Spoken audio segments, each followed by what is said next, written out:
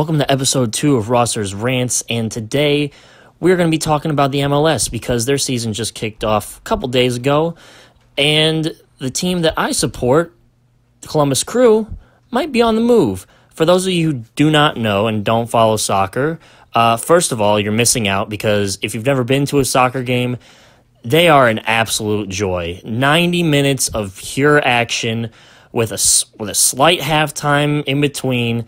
Otherwise, it's nonstop action. The clock doesn't stop. You can get a goal at any point from any point in the field at any time. And that could all be taken away from me, at least from a local standpoint, by a guy by the name of Anthony Precourt. He is the owner of the Columbus Crew, and he is the one that is spearheading this move because he feels that the Crew doesn't get the support that it needs to survive in Columbus. Never mind that the Columbus Crew are one of the 10 founding members of the MLS, which is now, I would say, on par with some of the bigger sports leagues in North America. Not quite at NFL or even MLB status, but it's growing rapidly. And for this man to say that the Columbus area cannot support a professional team, clearly, first of all, he doesn't recognize the Columbus Blue Jackets, which, despite their shoddy record in the playoffs, still get great attendance numbers. We are the fifth line, indeed, Paul. Thank you. The fact that he thinks he can weasel his way into Austin, Texas without anybody batting an eyelash, clearly he doesn't know Ohio sports fans, because we've been through this before. Art Modell snuck the team that we love, the Cleveland Browns, out of Cleveland in the middle of the night almost to Baltimore in 1996. And when that happened, we as a state enacted laws that said that a sports team cannot move if they are receiving public funds unless they give 6 months notice and they allow the team to be put up for sale for the fans to purchase. Now you're thinking, well, it's a privately owned team. Surely they don't have public money. Yes, they do. Even though the stadium was, for the most part, built with some public funds and a lot of private funds, in 2009, the Crew parking lot went through a $5 million renovation.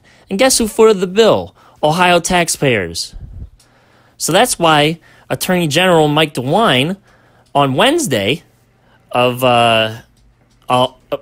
on Monday, filed a lawsuit against Precourt to try and prevent him from moving the team. Now, he's going to try and weasel his way again, probably saying something along the lines of, oh, but that didn't go towards the stadium, and what we really need is a new stadium. The parking lot was nice, but the fact that we don't have a stadium, that we have one of the oldest stadiums in MLS, which is true, that we can't get the public funding for a downtown stadium shows that Columbus doesn't really support the Crew. That is just insulting beyond comprehension. This is one of the most heated things that I've ever seen happen in sports because the MLS is built on teams staying in place. A couple have folded over the years, but no MLS team has moved, ever.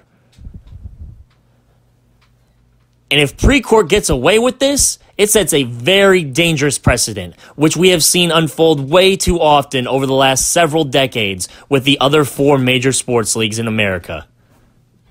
The MLS should not and cannot become the NBA, the NFL, the MLB, even the NHL in allowing teams to move simply for the revenue. Because let's face it, in moving the team, Precourt has shown that he cares about the Crew a hell of a lot less than the fans do. This has been Roster's Rant. See you next time.